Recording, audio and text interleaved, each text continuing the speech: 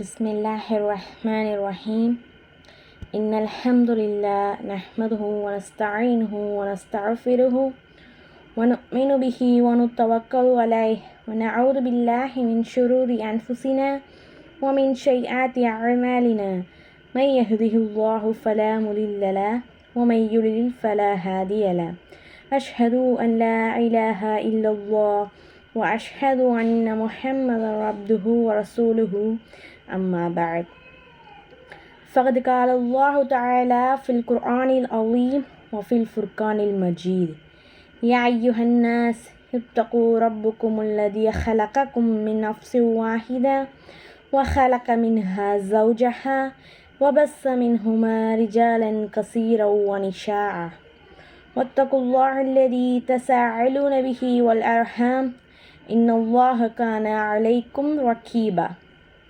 எல்லா புகழும் ஏக இறைவனாகிய அல்லாஹ் ஒருவனுக்கே உரித்தானது. அவனது சாந்தியும் சமாதானமும் நம் உயிரிலும் மேலான நபி ஸல்லல்லாஹு அலைஹி வஸல்லம் அவர்கள் மீதும் நம் மீதும் உண்டாகுவதாக என்று கூறி ஆரம்பம் செய்கின்றேன். அஸ்ஸலாமு அலைக்கும் வரஹ்மத்துல்லாஹி வபரகாத்துஹு. அல்ஹம்துலில்லாஹ். இந்த ஆஷுரா தினத்தில் நம்மை நோன்பு நோற்க அருள் செய்த அல்லாஹ்வுக்கே எல்லா புகழும். அப்போ இந்த ஆஷுரா தினம் என்றால் என்ன? இப்போ ரமலான் மாதத்தில் வர்ற நோன்பை ரமலான் நோன்பு அப்படி சொல்கிறோம். ஹஜ்ஜு மாதத்தில் வைக்கிற நோன்பை ஹஜ்ஜு நோன்பு அல்லது ஹஜ்ஜு பெருநாள் அப்படின்னு சொல்லுவோம். அப்போ முஹர்ரம் மாதத்தில் வைக்கிற நோன்பை முஹர்ரம் நோன்புன்னு தானே சொல்லணும். ஏன் நம்ம ஆஷுரா நோன்புன்னு சொல்கிறோம்? ஏன்னா அரபு மொழியில் அஷரா என்றால் 10 என்று அர்த்தம். அதிலிருந்து வந்தது தான் ஆஷுரா. அதனால் முஹர்ரம் மாதத்தில் 10வது நாள் நாம் வைப்பதினால் இதை ஆஷுரா நோன்பு என்கிறோம். இப்போ நம்ம ஸ்கூலு, காலேஜு, ஆஃபீஸு, வீடு அப்படின்னு எல்லா இடத்துலையுமே ஆங்கிலேயருடைய கேலண்டரை தான் யூஸ் பண்ணுறதுனால நம்ம ஹிஜ்ரி எத்தனாவது ஆண்டில் இருக்கோம், நம்மளுடைய பிறை என்ன, நம்மளுடைய எந்த மாதத்தில் இருக்கிறோம் என்று எதுவுமே தெரியாத அவல நிலையில்தான் இருந்துட்டுருக்கிறோம். ஆனால் இந்த முஹர்ரம் மாதத்துடைய சிறப்பையும் முக்கியத்துவத்தையும் நம்ம அறிந்திருந்தால் நிச்சயமாக நம் வருடத்தினுடைய முதல் மாதத்தை நாம் மறக்கவே மாட்டோம். இஸ்லாமிய மாதங்களில் 4 மாதங்கள் புனிதமானது. அதில் ஒன்று நம் வருடத்தின் முதல் மாதமான முஹர்ரம் மாதம். ஷஹ்ருல்லா, இது அல்லாஹுடைய மாதமாக இருக்கிறது. எப்போவுமே அல்லாஹோ முஹம்மது நபி ஸல்லல்லாஹு அலைஹி வஸல்லம் அவர்களோ ஏதாவது ஒரு விஷயம் சொல்கிறாங்கன்னா அதை ஏன், எதுக்கு அப்படின்னு நம்ம யோசிக்கணும். ஏன்னா அல்லாஹ்வே என்ன சொல்கிறான்? நீங்கள் சிந்திக்க மாட்டீர்களா, நீங்கள் சிந்தித்து செயல்படுங்கள் என்று தானே அல்லாஹ் சொல்கிறான். அப்போ நம்ம ஃபஸ்ட்டு கொஷினை கேட்கணும், ஏன் இந்த நோன்பு வைக்கணும்? அதாவது முஹர்ரம் மாதத்தின் 10வது நாளில் மூசா அலைஹி வஸல்லம் அவர்களையும் அவர்களின் தோழர்களையும் அல்லாஹ் அவர்களின் பகைவனான ஃபிர்அவுனிடம் இருந்து கடல் பிளந்து பாதுகாத்து அதே கடலில் ஃபிர்அவுனையும் அவனின் படைகளையும் அழித்த நாளாகும்.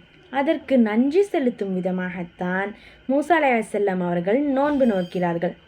மூசா அலைஹி வஸல்லம் அவங்களுடைய சமுதாயத்தை அல்லாஹ் காப்பாற்றினான் அப்படின்றதுக்காக நோன்பு வைக்கிறாங்க. சரி, அப்போ நம்ம எதுக்கு நோன்பு வைக்கணும் அப்படின்ற ஒரு கேள்வி வரும் தானே. ஏன்னா நபி ஸல்லல்லாஹு அலைஹி வஸல்லம் அவர்கள் மதீனாவிற்கு வந்தபோது யூதர்கள் ஆஷுரா தினத்தன்று நோன்பு நோற்பி இருப்பதை பார்த்து இது என்ன அப்படின்னு கேட்டாங்க. அதற்கு அவர்கள் மூசா அலைஹி வஸல்லம் அவர்களையும் பனு இஸ்ரவேலர்களையும் அவர்களின் பகைவன் ஃபிர்அவுனிடம் இருந்து அல்லாஹ் காப்பாற்றிய ஒரு நல்ல நாளாகும் என்றார்கள்.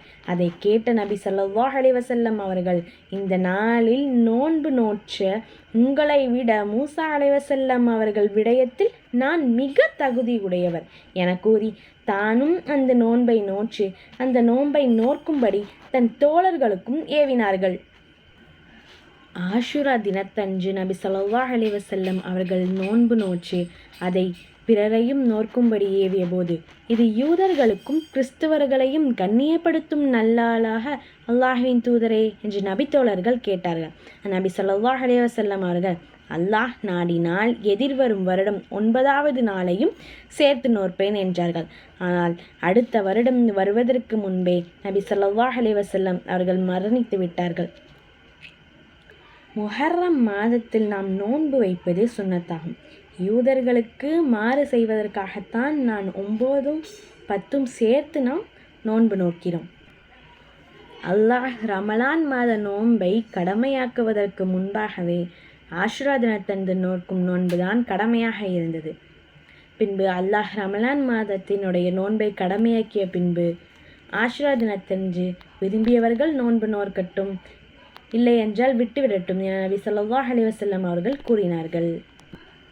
நபி ஸல்லல்லாஹு அலைஹி வஸல்லம் அவர்கள் ஆஷுரா தினத்தன்று அன்சாரிகளுடைய கிராமங்களுக்கு ஆள் அனுப்பி, இன்று யார் நோன்பாளியாக காலை பொழுதை அடைந்தாங்களோ அவங்க நோன்பு வைக்கட்டும், யார் நோன்பு நோற்காதவங்களாக இருக்கிறாங்களோ அவங்க காலை ஃபுல்லாக எதுவுமே சாப்பிடாமல் இருக்கட்டும் அப்படின்னு சொன்னாங்க. அதனால் அவங்க அதுக்கப்புறம் அவங்களும் நோன்பு வச்சாங்க. அவங்களுடைய சிறுவர்களையும் நோன்பு வைக்கும்படி ஏவினாங்க. அவங்க நோன்பு வச்சுக்கிட்டு பள்ளிக்கும் செல்வாங்க. அப்புறம் கம்பளியாலான விளையாட்டு பொருட்களை அவர்களுக்காக அவங்க செய்து கொடுத்து அந்த பிள்ளைங்களை மாலை பொழுது அடையிற வரை விளையாட வச்சுட்டே இருப்பாங்க.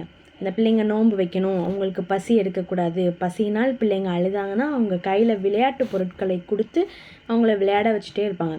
அப்போது ஆஷுரா தினத்தில் நோன்பு வைப்பது எவ்வளவு முக்கியம் என்றால் அவங்க தாங்க நோன்பு வைத்ததோடு மட்டுமல்லாமல் அவங்களுடைய சிறுவர்களையும் நோன்பு வைக்கும்படி ஏவினார்கள். ஏன்னா அல்லாஹ் என்ன சொல்கிறான், யார் ஆஷுரா தினத்தில் நோன்பு வைக்கிறார்களோ அவர்களுக்கு அவர்களுடைய முன் செஞ்சிக்கப்படும் அப்படின்னு. அப்போ முன் செஞ்ச பாவம்னா என்னது? நம்ம செஞ்சிருக்க சின்ன சின்ன பாவங்கள் எல்லாம் தான். இப்போ நம்ம யாருக்காச்சும் தெரியாமல் அவங்களை துன்புறுத்தியிருந்தாலோ, இல்லை யாருக்காச்சும் நம்மளை அறியாமையே அவங்களுக்கு கேடு விளைத்திருந்தாலோ, இல்லை தொழுகையில் நம்ம பிழையை ஏற்பட்டிருக்கும். இந்த மாதிரி சின்ன சின்ன பாவங்கள்லாம் நமக்கு அழியக்கூடியதாக இருக்கிறது.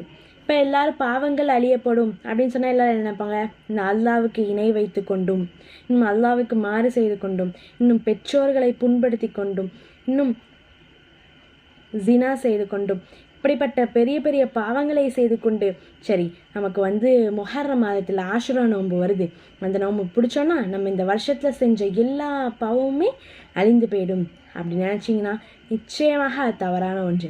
ஏன்னா அல்லாஹ் என்ன சொல்கிறான், பாவங்களிலேயே மிகப்பெரிய பாவம் எது அப்படின்னு நபி ஸல்லல்லாஹு அலைஹி வஸல்லம் அவர்கள்ட்ட தோழர்கள்லாம் கேட்கும்போது நபி ஸல்லல்லாஹு அலைஹி வஸல்லம் என்ன சொன்னாங்க தெரியுமா? பாவங்களிலே மிகப்பெரிய பாவம் அல்லாஹ்வுக்கு இணை வைப்பதும் பெற்றோர்களை புண்படுத்துவதும் தான். இதை தவிர மற்ற இந்த 2 பாவங்களையும் அல்லாஹ் மன்னிக்கவே மாட்டான். இதை தவிர மற்ற பாவங்களை நீங்கள் தௌபா செய்து அல்லாஹ்விடம் கேட்டால் அல்லாஹ் நாடினால் உங்களுக்கு மன்னிப்பை வழங்குவான் அப்படின்னு தான் சொல்லியிருக்காங்க. நிச்சயமாக பொதுவாகவே நோன்பு என்பது நம்மை காக்கும் கேடயமாகவே இருக்கிறது. அப்படியே நான் நோன்பு நோற்றிருக்கும்போது அல்லாஹ் இந்த நோன்பினால் உங்களுக்கு நான் இவ்வளவு நன்மைகளை தருகிறேன் அப்படின்னு சொல்லும்போது நிச்சயமாக நம்மளுடைய மார்க்கம் எவ்வளவு எளிமையான மார்க்கம்னு சிந்திச்சு. அன்பிற்குரியவர்களே, அடுத்த நொடி என்ன நடக்கும் அப்படின்ற அல்லாஹ்வை தவிர வேற யாருக்குமே தெரியாது. அப்படி ஒரு வாழ்க்கையை தான் நாம் வாழ்ந்து கொண்டிருக்கிறோம். போன வருஷம் உயிருடன் இருந்தவர்கள் எல்லாம் இந்த வருஷம் இல்லை.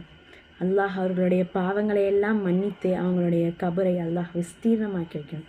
அதனால் நமக்கு கிடைக்கக்கூடிய எல்லா வாய்ப்புகளையும் நாம் பயன்படுத்தி கொண்டு நம்மளுடைய பாவங்கள் எல்லாம் மன்னிக்கப்பட்டு நாம் சொர்க்கத்தில் நுழைவதற்காக அல்லாஹ் நம்ம அனைவருக்கும் அருள் புரிவானாக. வாஹித் தஅவானா அல்ஹம்துலில்லாஹி ரப்பில் ஆலமீன். அஸ்ஸலாமு அலைக்கும் வரஹ்மத்துல்லாஹி வபரகாத்துஹு.